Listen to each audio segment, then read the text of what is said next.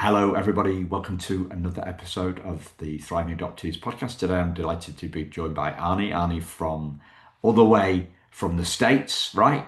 Arnie and I met in Florida back early October, was it? Yes, early October. Arnie, yeah. And I pronounce your surname Eby, right? Correct. EB. Correct. Okay. So Arnie is he's the boss of the National Foster Parent Association. Executive director? Is that the title you use? Executive director is the title that I I have. use, yeah, cool. Titles Uh, don't mean anything. That and $10 will get you a cup of coffee at Starbucks. and Arnie is also a dad through adoption. Yeah. Um, so thriving. What does thriving mean to you, Arnie?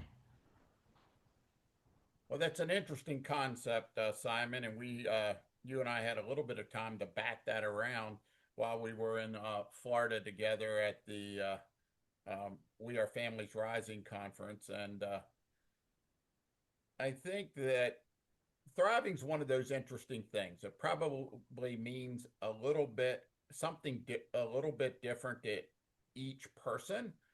But for me, thriving is the opportunity to wake up, uh, to make a difference, and to end the day knowing that you gave it your best shot. Now, for some people, thriving might be just getting through the day. For some people, thriving might be just waking up. But for me, uh, thriving has a real connection to making a difference. Yeah. And that's what drives you, yeah? Making a difference. Yes, yes. To Yeah. leave the world a little bit better place. Yeah. And what difference are you trying to make, Arnie? Well, the work that I do for the National Foster Parent Association, a lot of that work in Washington, D.C., is centered around policy, around the kind of things that matter to foster, adoptive, and kinship parents, emphasis on recruitment and retention, and what it is at the end of the day that those foster and adoptive parents need to be successful. And I guess if we would like to say it's the things they need to thrive. Yeah. And so what have you learned about that? What we Well, need to as thrive? across the course of the last 20 plus years, and my wife and I started out as foster parents 25 plus years ago, and over the subsequent 22 years before I took this job 4 years ago, we had the incredible opportunity to foster 150 plus different kids, a lot of sibling group work, and then we were able to had the privilege to add four individuals to our family through adoption. So um, the work and where I've arrived comes from a lot of years and the experience with those kids, but also then with uh, talking to and listening to foster and adoptive parents all across the state of Maryland, where I first started my journey in this kind of work, and now at the national level. So it's personal and it's also a lot of listening, but I think for me, it's boiled down to a few things that are foundational to success, foundational to thriving. And what are those nuggets, the Okay, things that they well, boil down to? there's five of them, and hopefully I'll remember all five of them in one succinct breath here. But the first one generally has to do with daycare, childcare, or respite, those type of things that we they that families need for families to um, stay in the workforce, to stay gainfully employed. Daycare and childcare is extremely important. One of the aspects of mental health is respite. We also need adequate rates, and so those rates are for to cover mileage, to cover what needs to be done to go to appointments. Those rates cover room and board, but they cover clothing, etc. But rates also kind of trickle over into adequate rates for mental health practitioners or doctors, so that our the kids in our care get to see the best. And so we that's rates roll over into that. And then it's the whole mental health part of things. Um, our kids and our families need mental health services. And so lots of times there's a wait list. And so you're dealing with maybe 6 months of a backlog. In my estimation, that isn't adequate and it's not acceptable, but you need to be able to see a professional. Now, yes, oftentimes you can see a doctor very quickly, but then you have mental health services, you have dental services, and those kind of things are not always easy. But in the whole mental health aspect, we have then adoption competent or permanency competent mental health services. We have attachment trainings or attachment counseling. We have trauma counseling, and all those things tie together. So as we come out of the mental health side, we come into what kind of trainings then, because that's kind of interconnected. Do families need on an ongoing basis? On a Saturday night at 11 o'clock, if the child in your care happens to be suicidal or cutting or maybe runs away, where are you going to turn for help or support if the caseworker or your supports don't answer the phone? And so we look at what kind of trainings are they available on online platforms that somebody can count on to be able to plug in. And then finally, peer-to-peer support. We need people to understand, to listen, and to walk this journey with us. A real critical part of thriving to me, Simon, and it's something you and I talked about in Florida a couple months back, is that personal connection, surrounding yourself with people who believe that you can, believe that together we can make a difference. And I'll give you a quick example. When we met in Florida, I had been going to the gym for like 9 months and I just was not getting anywhere. One of our conversations centered around art, that thriving and that making a difference in your personal life was attached to, or a very important component of that was people who had the same goals. I was going to the gym for 30 minutes, doing my thing and leaving. I had no peer-to-peer supports at the gym. I changed my trainer. I got to hanging out with a couple people that really believed in working out, watching their diet. Last week I was at the gym 5 mornings straight, and I was there for over an hour and a half each morning, partly because my friends were there. I've changed my diet. I'm up to 40 minutes on the exercise bike now. I mean, for me, that's a big deal. And, but it all comes back to that thing that we talked about. I've surrounded myself with a few people who have the same kind of goals. Now, they're light years ahead of me. I mean, if they've made significant physical changes. I mean, for me, I've been able to be on the bike 40 minutes. I've lost 15 pounds. I mean, that's little, but it all comes back to the people that surround you change your mindset. So thriving has a big part of the people you surround yourself with, and that's why peer-to-peer supports matter so much. So Yeah. that's the things that I've kind of boiled down to, the foundational things that foster adoptive kinship parents need, and the things that they need to thrive. Yeah. I mean, huge stuff there. Huge stuff, Arnie. How does this belief thing that you're talking about from a physical health point of view and the great, the work that you're doing to shed the weight.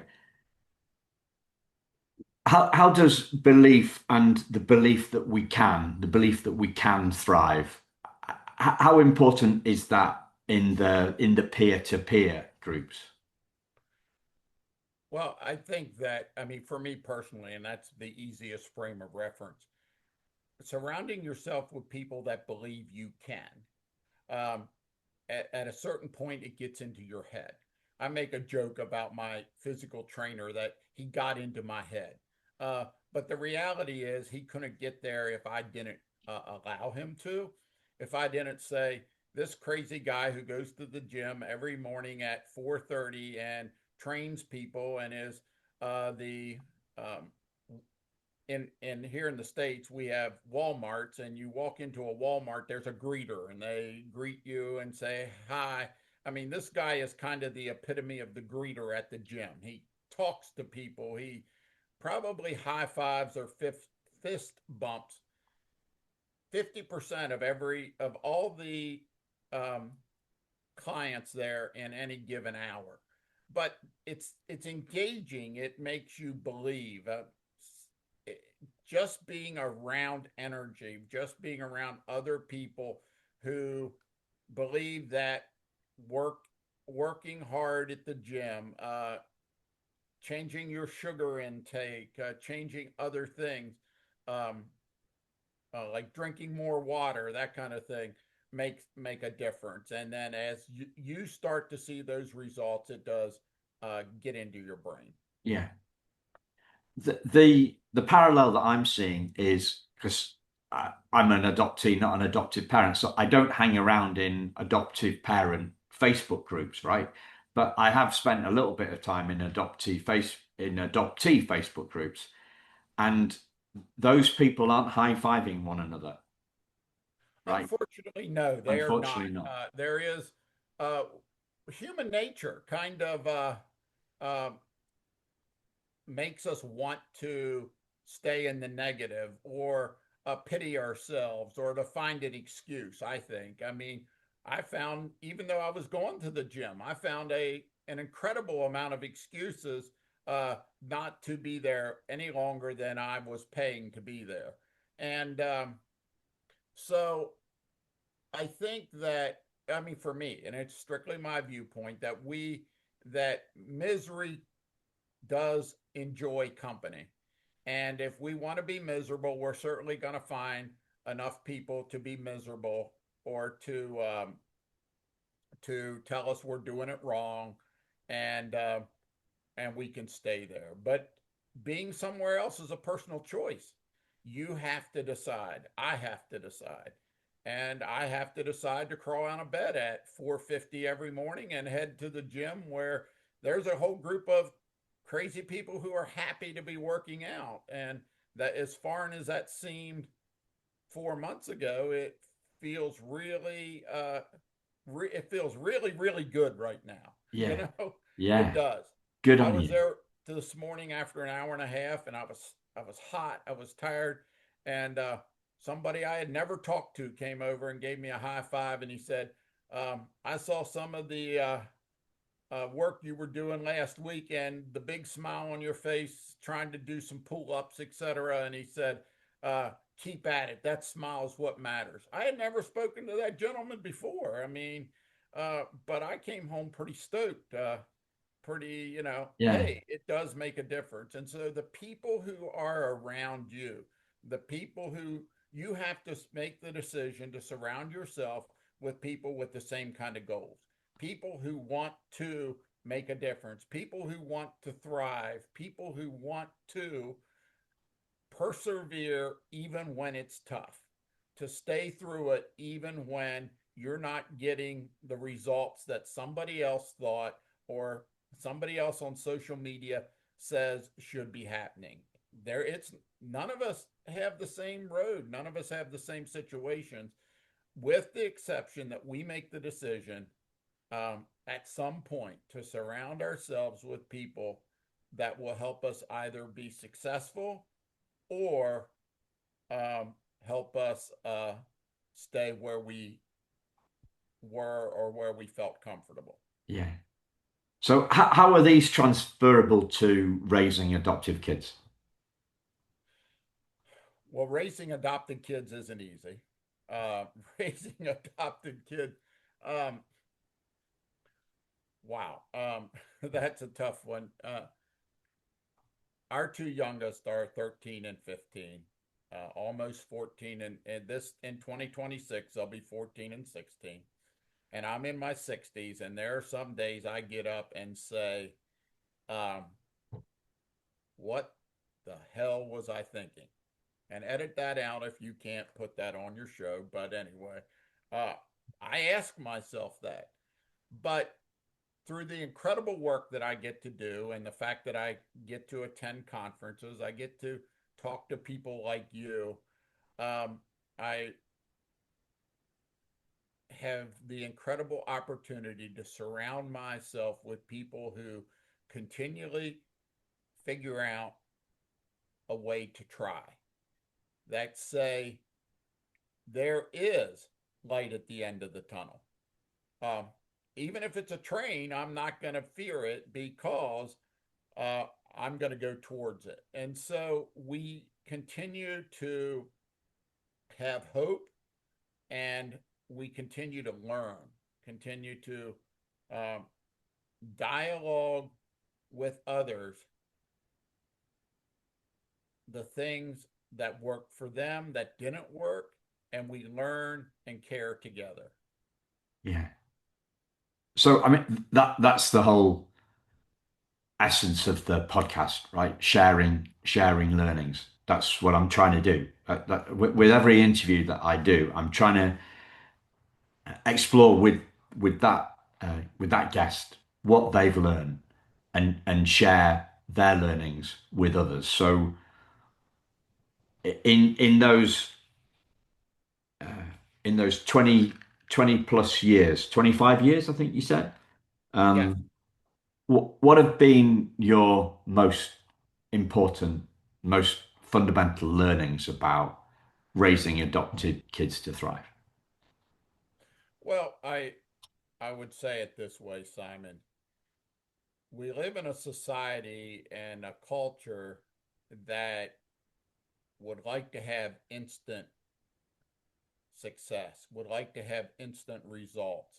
I mean, we love to be able to go to the microwave and have a hot cup of coffee or tea for you in a few minutes or less. And raising children, raising kids, um, isn't that easy or that fast. And particularly, um, and we encounter other challenges with adoptees. I think what I've learned, and as I've journeyed through it, I've learned that doing the right things doesn't necessarily guarantee what society says are the right outcomes or the preferred outcomes. But doing the right things open for each of us the doors of opportunity. And as we walk through those doors, and as we say, oh, I have the opportunity to win, I have the opportunity to lose, I have the opportunity to grow, I have the opportunity to be stretched. But equally as important is the opportunity to say I was wrong, or the opportunity to say I missed this, um, or the opportunity to say I'm going to try, and if it doesn't work, I'm going to adjust. And as we walk through those doors to opportunity, there's once again, we're not guaranteed preferred results, but what we are guaranteed is the opportunity for impact. And as we experience impact, that might be in the life of the adoptee that you're working with, but even more so, that impact is on my life. It changes the way I see things, it changes the way I uh, adjust and am ready for the next situation. It changes my worldview, so to speak. And so, as I arrive at the opportunity for impact. It's significant, but it's scary. But the hardest thing for me in that journey is to understand that the opportunity to be wrong, to miss it, has as much a chance to have impact as the opportunity to be right. Yeah. Think about it with my kids, to be big enough to say, hey, I was wrong. I didn't figure that one exactly right. Um, and I'm sorry, uh, is an incredible moment of impact that doesn't only impact me, it impacts them. Can you give us an example, Johnny? Well, I think that I can think of some. The Obviously, I don't want to pry, No, I think that it comes down to if I tell them they have to do something, and I'm saying this is what you have to do in this situation. It's either with encountering other people or an event that they have to uh, be a part of. So you just have to do it, and it doesn't work out, or it's overstimulating, or it takes them to a point, it stretches them in a direction that maybe wasn't good. I have to be able to say, we went to an event yesterday where there were lots and lots of people, and we had three of our kids with us. One of them has Down syndrome, and the other two were stretched in a lot of ways. Uh, we had to be in a position at significantly earlier than we had planned uh, to just leave because we had to understand that this may not have been a good idea for any of them. And instead of getting upset and saying, we're here, you have to do this, we're here, you wanted to see the animals, you're here, you wanted to do this, we had to say, hey, we're here and we can leave. yeah, And I think that is um, the paradigm that I have to be able to feel comfortable in, saying, "Hey, I thought this would work. I thought this is something you would like. I thought this would something that aligned with some of the things like." Our one son says he wants to be a vet. Well, we were a place to see literally hundreds of animals, but there were thousands of people, and it didn't mesh. So I think too even much. in small things, it wasn't a right or wrong. It wasn't something that was, black or white, but it was something that as a parent, I have to be very perceptive to understanding when it's time that it is okay to exit before uh, I would have thought acceptable. Yeah, My expectations were that we were going to be there all day and we were going to have a great time. yeah, We were there 2 hours and 15 minutes. And by leaving, we had a great time. yeah. So the themes that are coming to me, Arnie, that kind of sum up what you're talking about here are flexibility and humility. Yes, yes. A lot of flexibility and an incredible amount of humility. Yeah. Do you remember some of the early moments when these two themes became big for you? When you saw these, when your perspective was changed?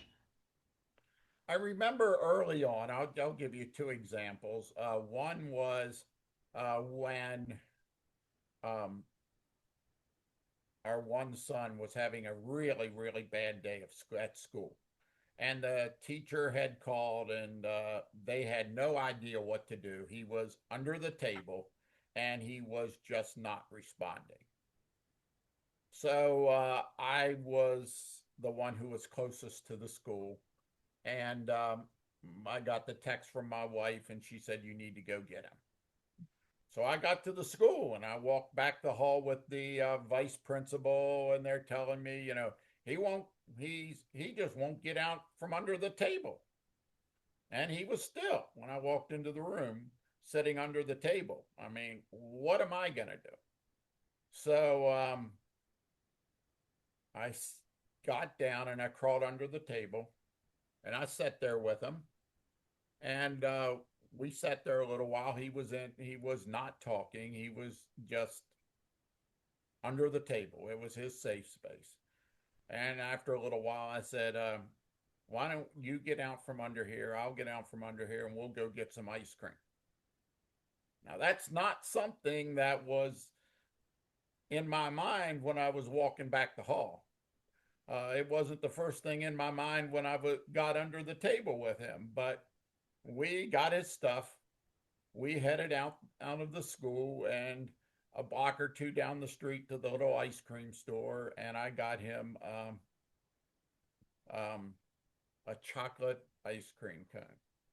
And after about 5 minutes, he had chocolate ice cream all over his face. Yeah, I thought you might say that actually. Yeah. And the thing was, he dapped my ice cream cone with his. That was the first thing he communicated. And that's when I knew I had connected.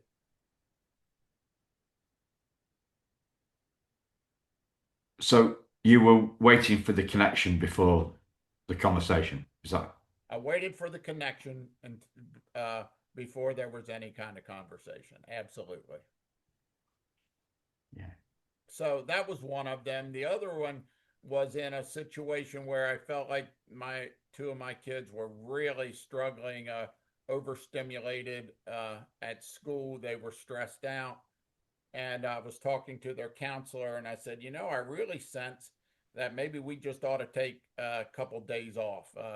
And he said, well, why aren't you? And I said, well, I don't think, I didn't know that would be a good deal. And he's like, you think you in your mind, in your heart, they need a break. I'm giving you permission to give them a break. So I booked a couple day short vacation. We headed out of town. They spent 2 days along the river in the tire swings and had a great time. And we got back from that, and they had a really good run at school. So I guess my thoughts are that in that situation, I thought I knew what they needed, but I needed permission from somebody else to say, do it, just do it. And I think we need to be surrounded with people that say, you have a hunch, maybe it's going to work, maybe it's not, but just do it. So two of the themes that you mentioned earlier on were kind of growth and stretching yourself. So what's that look like for you over the last quarter century? That growth. How have you grown? Well, from a personal standpoint, that growth was it's pretty simple.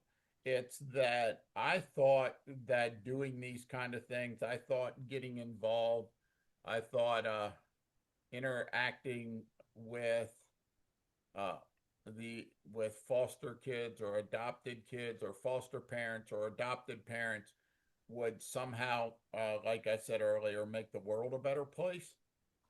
I guess I was kind of naive and maybe hoping that that would be what would happen. But the reality is, at the end of the day, I'm the person who changed the most. I'm the person who changed in the way I see the world. It's the way I see people. Uh, it's the way I take care of myself because it's important to me to have people around me that believe that we can win or and also believe that we can lose. It's back to one of the words you used. It's gives me the opportunity to stay humble.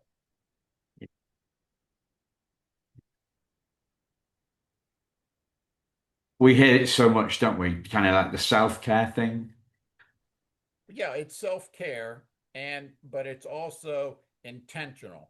I guess when I first um, heard about self-care, I there was a misconception that maybe it was a bubble bath and a glass of wine, champagne, or whatever your bourbon, whatever your preferred soothing beverage was, and maybe candles or whatever. But self care to me now is very intentional. Self care has to do with working out. It's surrounding myself with people who have positive energy. And a big part of self care is the intentional choice for positivity and in the intentional choice to stay, um, to not cross the line back to negativity. And that to me is the most important lesson I've learned in self care. Yeah. So it's far deeper than you first thought. It's far deeper than I first thought it, and it is significantly more intentional. It is, and it's hard work.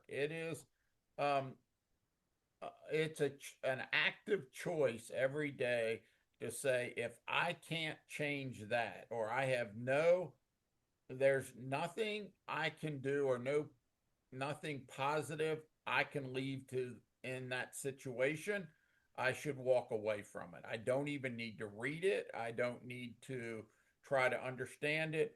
I have enough incredible challenges in front of me on a daily basis that I can have the opportunity to win or to lose and have impact. And so that's where I have to stay. Right. So it's discerning where you can make a difference. Discerning, yes. Well, that's another deep word. I mean, that wasn't one of the initial ones that I would have No. thought this was going to take me to, but it is a very, yes, it's a process of discernment and understanding, yeah, and just staying really um, in really connected to your feelings or to the um, aura around you. Yeah. Does your gut normally take you in the right places on this stuff, Arnie? Or I'm just thinking kind of the interplay between the gut and the negative voice in our head, right? So sometimes we think I'm just talking about myself, right? So for you do both these things, right? So you try and change the policy. You do the work in DC to change the system, right? To advocate for people, Yes. and you do the support of foster and adoptive parents and kinship parents, right? So I don't try and do the policy bit. I don't feel called to do that. Well, I don't feel called to that. I don't think I can. It's not where I choose to make a difference. I don't think that I have got that much chance of making that much difference. So kind of I stay to my lane, stay in my lane. But somebody, a fellow adoptee and podcaster, called me out on this a while ago about me not wanting to do the advocacy piece. So I kind of took that on board. I thought, okay, so I'll do what I think I can do for to support advocacy, and I ran some webinars to bring the knowledge, bring the learnings from other advocates to share, so they could share their learnings with other potential advocates, right? So I did it in a kind of a roundabout way, but generally speaking, I stay away from that policy space. Um, I've given it long and hard thought about that, so I've discerned, right? I've discerned whether I should go into that space. But sometimes I've got the choice to make a difference, or a chance. I see an opportunity to make a difference, and sometimes the negative voice will jump straight in and keep me away from that. So I have to kind of sit on it, sit on that chance. What's your what's your inner what's your gut versus voice in the head approach to this? Do you know what I'm getting at? Yeah, yeah, I know what you're getting at. I mean, just last week, a situation came up where I was asked to be on a panel, and I get to sit on multiple panels where at points in time where I get to talk about either my personal story or to advocate for these core supports that I believe firmly are foundational to the success or thriving for foster, adoptive, and kinship families. And I got this chance last Friday. I heard about it, and I'm reading it, and then I guess it's a negative voice saying, "Man, you know, you know your stuff a little bit, but that's a pretty big deal." And there's this being scared a little bit, and then being maybe intimidated. I mean, you fight all those little demons after a while. It gets a little easier to push them back, and then you say, "Wow, this is a chance." You know, I hope that one way or another, what I say makes a difference. Maybe what I say connects with one person. So you really have to intentionally, again, you have to stay with the connection, but it's also, I think, for me, the framework of humility, saying, I've learned something, I've had this incredible opportunity, and now, for whatever reason, it's the opportunity, there's an occasion for impact. And if I stay humble, if I stay connected, if I stay focused on what positive or what good can come out of this, then that negativity um, kind of fades away. But Yeah, at the same time, I think sometimes the negativity also helps me dig a little deeper yeah, and make sure that um, I know what I'm going to say, or yeah, that I'm really connected with my message. And I think, I'd probably been a little intimidated or scared to jump on here with you if we hadn't had the chance to meet and share a little, break a little bread in yeah, Florida. I mean, there's times you say, "Oh, I don't need to do that." I mean, what good is it going to be? But uh, having that opportunity, taking the chance to um, have good conversation, to ask tough questions, has made me think, and I've hopefully figured out how to incorporate it and to be positive and continually strive for impact. yeah. So I that the run up to my last question was very long, but uh, thank you for taking us to helping us get to the bottom of that issue. I think what we're talking about here is getting better at discernment, and I love your point of listening to the negativity and seeing if that is actually a prompt for us to go to think a little bit deeper rather than just ignoring it. I think I've been a little bit in some of my past work and continue to be. I can I can be a little bit naive, like I can be a little bit Pollyanna-ish. You know, I I can stick at stuff too long. I can be late to my humility. Um, so maybe we can all get better at discernment. Well, I think that it comes back to the mental discipline to be intentional. And so, intentionality, I think, evaluates the negative, evaluates the positive, and then says, because I choose not to be negative, it'll say, what can I learn? What am I missing? And how can this negative thought make me be better or help me to think about something I may not have been evaluating, thinking, or preparing for? So it's not pushing it away totally or just saying, no, I'm not going to think that. It's how can I use this as a stepping stone or a springboard or to evaluate what I may be missing or what I may need to learn or grow from this. So um, it's evaluating that opportunity to be right or to be wrong. And the negative says, well, you don't want to be wrong.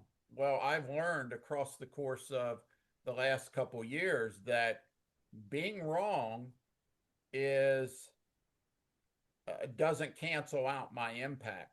Being wrong can actually be a door to opportunity and impact.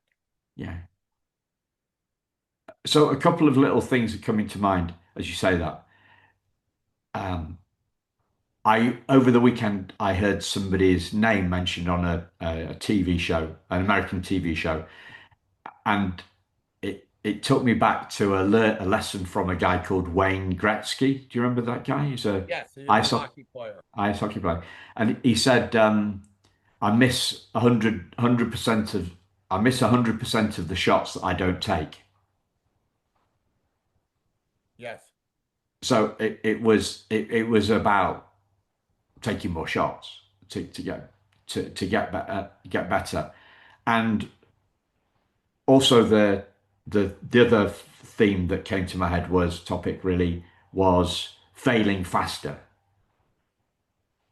so that we if we experiment more, I guess perhaps we're talking about the professional stuff here more than the raising the kid stuff, but failing faster allows us to progress more quickly. Well, I'm not sure about faster. I would use another word that starts with F, failing forward. I think that we like to think, or we're conditioned to think, that failing takes us backward.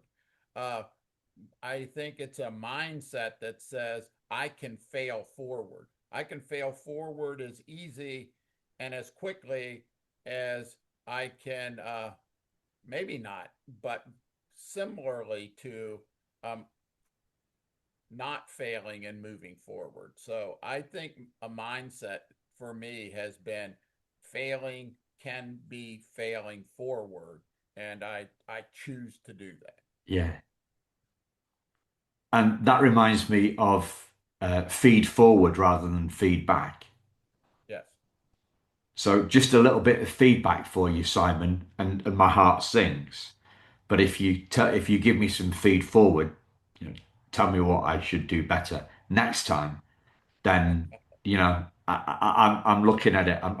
Well, you talked about hope at the start. Then I'm a little bit more hopeful. My heart hasn't sunk. I'm gonna fail forward. I'm gonna get feed forward rather than feedback.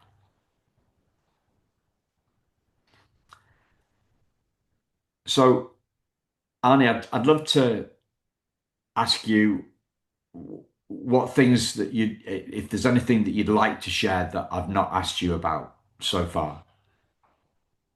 No, I've really enjoyed this. I hope it is what you were hoping for. I would say that I really enjoyed getting to meet you in person, and I that was a valuable learning experience, and I enjoyed our conversation. I've enjoyed this, and I hope that the your audience enjoys it as well, or takes something positive away from it, because in the world that we live in, there are so many negatives and so much pressure around failing that we don't always think about failing forward or failing towards impact. Yeah, I agree with all that, and I think it's a fantastic way to round off this conversation. So thank you, Arnie, and thank you, listeners. We will speak to you all again very soon. Take care. Bye bye.